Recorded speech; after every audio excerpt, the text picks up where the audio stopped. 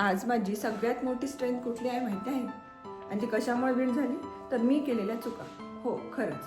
कारण आपण चुका झाल्या म्हणून हशो मी हे काय केलं असं बघतो तो खूप विचार करत बसतो.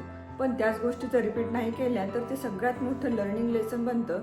हे नक्की. आज बिझनेस चालू केल्यानंतर मी जेव्हा मागे वळून बघते तर त्यावेळेस मी केलेल्या चुका म्हणजे माझे लॉन्चिंग फेल गेले, डिसिजन चुकले, काही लोकांवर खूप जास्त ट्रस्ट ठेवला.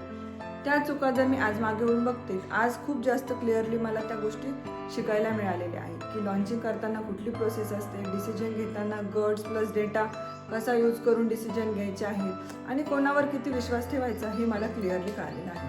ह्या सर्व गोष्टी मग चुकांमधूनच शिकले ना. तर त्यामुळं बिझनेस करत असताना सगळ्यात मोठं लर्निंग लेसन म्हणजे चुका करा, शिकत राहा, पण थांबू नका.